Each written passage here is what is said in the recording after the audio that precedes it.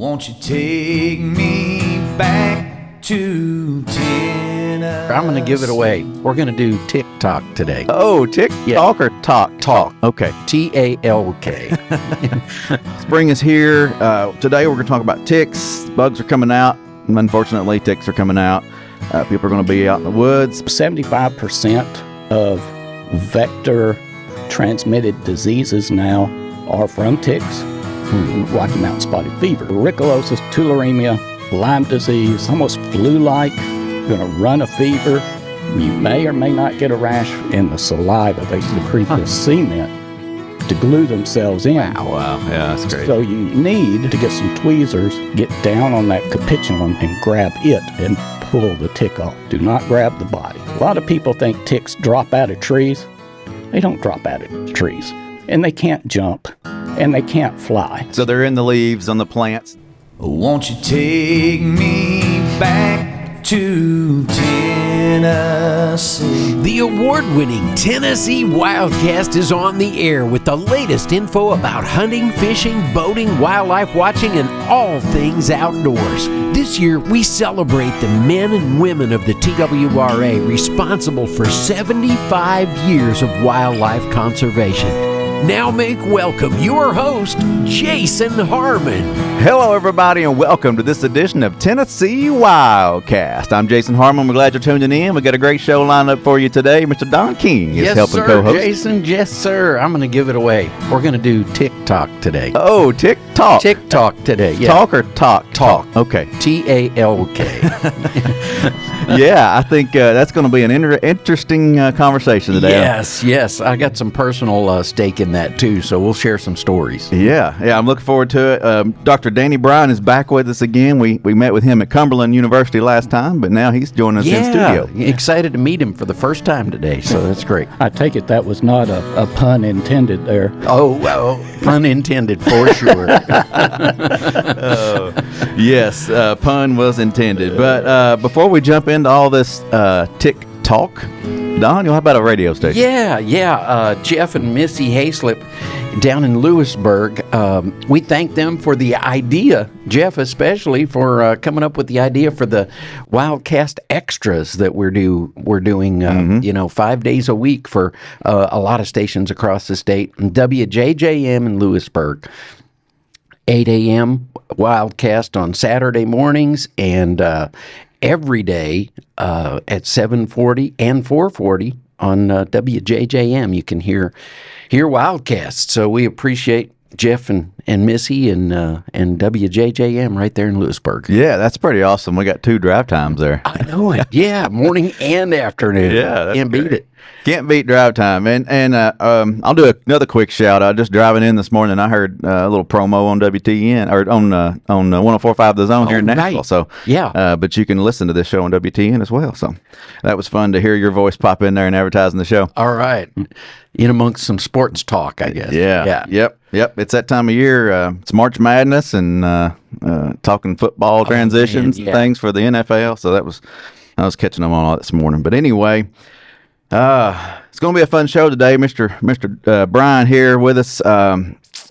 Let's jump in and introduce folks to you again. Folks who maybe didn't catch the first show, maybe highlight a little bit of what we talked about. But if you missed the first show, go back and check it out. Yeah, it's a must watch. A lot of folks tuned into that one. If you missed it, go back and see it. But Bryan, Dr. Bryan, tell us about yourself. Well, I'm retired. Recently appointed professor emeritus at Cumberland University. Cumberland University founded in 1842.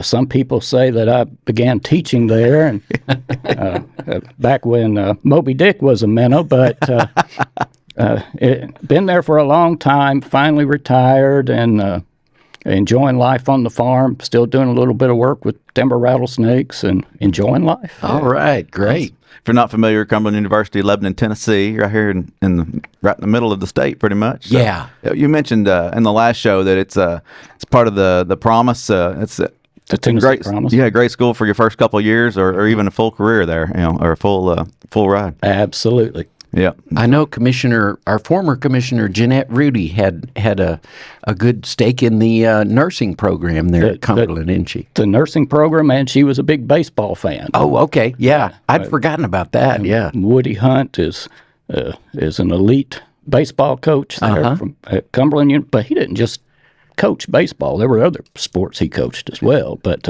he's noted for his baseball NAIA championship team. Nice. Mm-hmm. Yep. It's a cool university and a pretty campus there in Middle Tennessee. So check it out if you're in the area. Well, it's and like we said, the timber rattlesnakes. We talked about that on the first show. Your work with the snakes, and that was a cool show. So go back and listen to that. Watch that. Yeah, it's worth a trip back. So spring is here. Today we're going to talk about ticks. Bugs are coming out. Unfortunately, ticks are coming out. People are going to be out in the woods, but and you mentioned this before we started, but both of you have been affected, yes, by a tick bite. So I kind of want to get the background on that today. So we're going to do some of that, but first, the types of ticks. So tell us, Dr. Bryan, about different types of ticks in Tennessee. What you're going to come across? We have about 15 different species of ticks in the state of Tennessee. I think in the United States, it's around 90 species. Worldwide, don't hold me to this number, but I think it's over 300 species of ticks worldwide. Interesting. But in Tennessee, we have 15, and many of those are host-specific. Like we have rabbit ticks, we have groundhog ticks, and you know, these kind of situations that don't affect us too much. But then there's 4 or 5 ticks that we have to be concerned about. These include the American dog tick, the black-legged deer tick, the Lone Star tick. There's a brown dog tick, and there's a winter tick. And most of the ticks that we have and are concerned about are called hard-bodied ticks and exotic species, except for the winter tick is a soft-bodied tick. And it primarily stays on deer its entire life. It doesn't leave the deer. Okay. So the change in season, does that affect how the more they're out? If that winter tick sticks around, is that what you're saying? Well, the winter tick, like I said, stays on the host. Right. So it doesn't fall off. It'll stay on that host year round, and we don't have to worry about that one too much. But these others, and something else a lot of people don't understand is it may take 2 or 3 years for a tick to complete its life cycle. Okay. So they'll feed and they'll drop off and they'll go through different stages, which we'll talk about a little later, and can move from host to host. Wow. Okay. All right. And then out of those 15, and like you said, we're not affected by all those, but what's the worst? What's the worst one to look out for? So we have, of course, the American dog tick, the black-legged deer tick, the Lone Star tick. We've got a Gulf Coast tick. We've got a new one coming in, the longhorn tick. These are the ones we need to watch out for. And again, these are all exotic type ticks, and they can carry a variety of diseases, and we can get into that a little bit later as well. How do you think those get here? If you take a look at how ticks are spread, it almost looks like it goes. We see this from snake fungal disease, even, believe it or not. We have this proliferation up in the northeast, and it spreads southward and westward. What do we think about that? If you think about that, that's kind of similar to bird migrations. Those migration routes coming down. Or even white nose syndrome in bats. Yes, exactly. That pattern.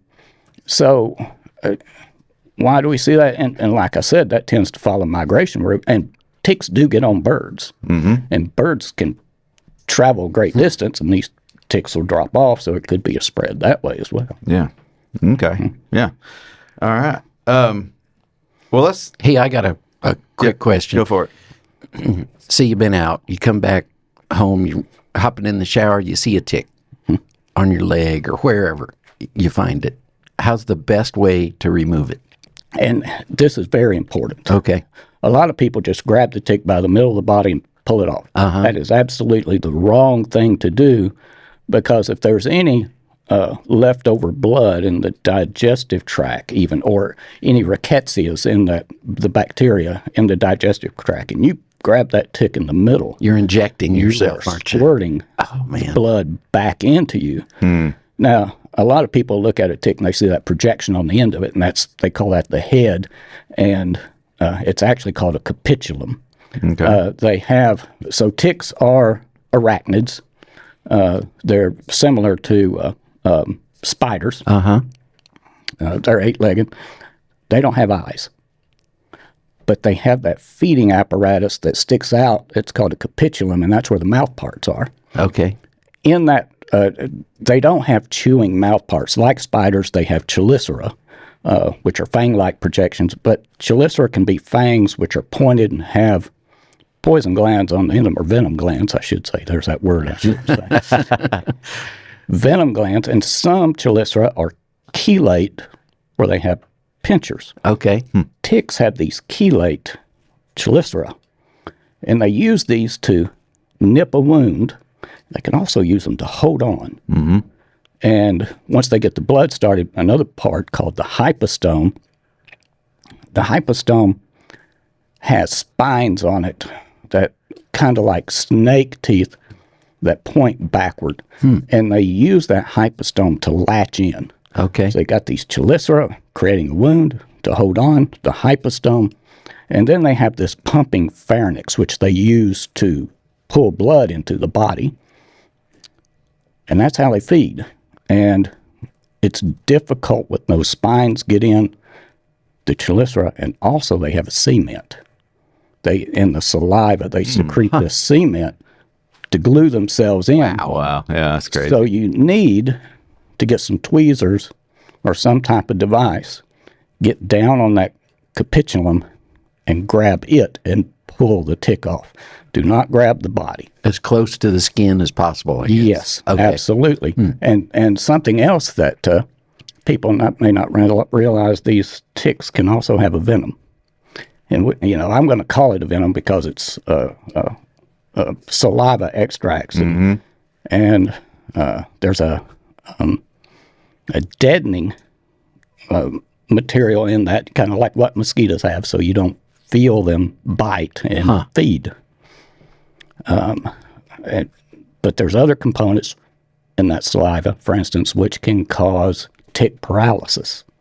And you may have heard of tick paralysis with dogs. They get the tick, and the only way to get rid of it is to get the tick off. People can get that as well. People can get tick paralysis. Yeah. Well, the other day I pulled one off our cat. It had gotten pretty big, and got those tweezers. I got a pair of pliers and got down as tight as I could. Similar to what you're talking about. To pull it off, and Hopefully needle nose pliers. Yep. Okay. There you Needle go. nose. Yep. Down the tip. But anyway, let's talk about those stages. You came in earlier. We're talking out front and talking about different stages, and I thought that was interesting. So they're not fully grown. They have these different evolutions or stages. I didn't realize the life cycle was so long. Yeah. A tick can live a long time without feeding. Huh. But yeah, so let's just start with the gravid female. A female has gorged. She falls off the host. And once that happens, several days will go by. And during that time, she'll lay anywhere from 6,000 to 8,000 eggs at that one time. But And I'm going to pause right there because these things are tiny. I know. And you talked about how they latch on and how they're doing this sucking thing and this cement stuff and all this in this little bitty thing. Yeah. And then 6,000 to 8,000? Yes. Man, it's crazy. All right. Sorry to interrupt. and that's all right. And that's why I'm Wrap my mind around that. I'm such a snake advocate. I despise ticks. I'm not Yeah. a tick kind of guy. But now these tiny little eggs, and they'll hatch into a larva, very tiny. I'm sure everyone around here has gotten into seed ticks. Oh, yeah. And hundreds of them climbing up your leg, right? Well, that larva, and if you look at them close, they only have 6 legs. So maybe some people think, well, that's an insect. It has 6. No, it's just the larval state. This larval, now the good thing is typically these larvae like that have not fed on any other host yet, and this is the first time, and you may just get a little, typical mosquito type reaction to the bites from that and don't have to worry about infection so much. But these little guys will gorge and they'll drop off and then they'll molt. And when they molt, they'll add another pair of legs. Now they've got their 8 legs. And they'll go and they'll find a host and they'll feed again. This is a nymph stage. Feed again here. They'll drop off and they'll molt. Okay? After they molt, they're going to go find another host. And they may do this 1, 2 more times. They become adults. Males will be around females, during that final stage. They'll reproduce and die. Females have been inseminated by the males, and they've got their eggs and fertilized now. And once they gorge, they'll drop off and start laying the eggs. And this whole process can take 2 to 3 years. And they live through the winter. Wow. Yeah. Awesome. Even in really harsh, cold. Yeah. We don't have that anymore. Okay, yeah. And A few cold days, but it's not harsh, yeah. right. And let me kind of explain that. In the early days when I was a kid, we had winter for weeks. Where it was freezing. We don't have those freezing temperatures anymore, which is important in controlling some of these pests. And this is where climate change comes in. 75% of vector transmitted diseases now are from ticks. That's a pretty high number. But what happens in a real winter, and we get these freezing temperatures for days in a row, we get sublimation going on, which is the moisture in the ground will become gaseous, and we get this drying effect. That's what kills the ticks, that desiccation. So the desiccation can come from cold or it can come from heat. So, for instance, if you've got clothes that you suspect, you can throw your clothes in the washing machine and wash them, but that's not going to kill the ticks. But you can put them in the dryer. And the drying effect, the dry, not the heat, but the drying, will kill the tick. Okay. It's that lack of humidity and moisture. Interesting. That's cool. Yeah, That's a tip right there. yeah. Don't wash them, dry them, and then dry them, or then wash them. So before we get too deep, and I don't want to run out of time, I want to hear y'all's stories because y'all have been affected. Both of you have been affected by a tick bite and had some effects by it, and I want to learn, get into some of the things that you've had. You mentioned on the other show, Starry and all these other things that I'm not familiar with, which I want to learn more about too. So I'll let y'all battle it out. Who wants to go first? Go ahead. All right. Yeah. My episode started after we had been at the Bassmasters Classic. We'd been out for several days. So this was a couple of years ago. Yeah, around the river, down in Knoxville, and I did not ever see a tick on me, but I started feeling bad. I had a low-grade fever, just was not feeling myself, felt kind of like maybe I had the flu or something. I wasn't sure, so I went to a walk-in clinic. My wife talked me into it. I went to a walk-in clinic, and the nurse practitioner, thank you, Lord, knew what to look for. And she said, it's a little early in the year, but here's what is going on with you. And she explained it to me, and we never did put a name on the disorder. It wasn't Rocky Mountain Spotted Fever necessarily, or I never heard a name, but some doxycycline for about 30 days got me over it. And I thank her for spotting it, and I haven't had any issues. I guess maybe a year and a half later, I contracted COVID, and I think it awakened that tick-borne illness, whatever that was, because the symptoms came back.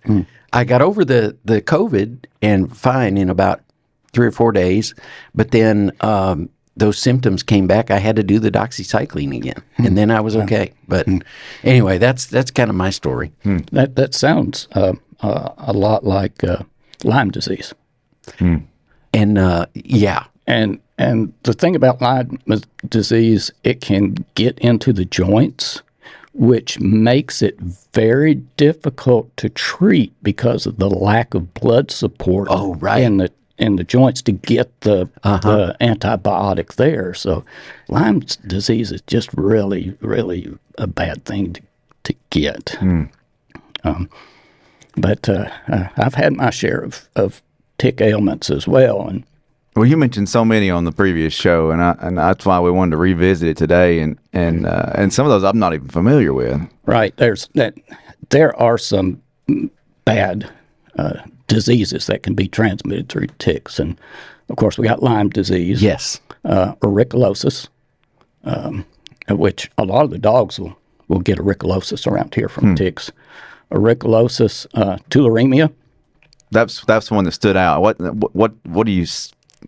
What's the effects of that? So a lot of these, but let me go ahead and so we'll go auriculosis, tularemia, Lyme disease. Let's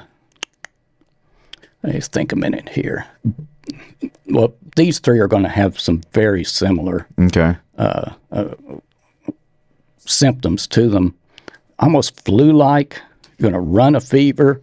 You may or may not get a rash. You may have some body aches and pains, and you'll think you have the flu. Yeah. But regardless, you're going to be treated Rocky Mountain spotted fever. But Rocky Mountain spotted fever, you may or may not see the rash associated with it. You're going to be treated the same. And that's the thing. There's no quick test to do to see which one you have. But luckily, they're all going to be treated with doxycycline. When I had when I got Rocky Mountain spotted fever, and back in the early '80s, it was minocycline that they treated me with. Luckily, I knew what I was seeing right away. The tularemia, also called rabbit fever, that was horrible. I had a fever 103 plus. Wow. I mean, I was laid out, and but again, tetracycline used to get rid of it. This Lyme disease, I don't know if you got the rash or you saw the rash, and there's a different kind of rash. You get a bullseye rash from Lyme disease, but that rash doesn't itch. You got it's almost like you've been hit with a racquetball. If you've ever played racquetball, and it leaves that red whelp there with a kind of a white area around it. Starry, which you mentioned from the Lone Star tick, Starry will also develop that bullseye rash, but it itches. And then, of course, with my case, with that Starry event, I also had alpha galactose. And I think that's one that affects. That's hard on people that love deer meat and other red meats and love to be outdoors. That's a tough one. Absolutely, and the thing of it is, you can have alpha galactose allergy, and it not tie in that you have it, because the reaction kicks in hours after you eat the meat. 4, 6, 8 hours before you actually have a reaction. And you don't tie the two together.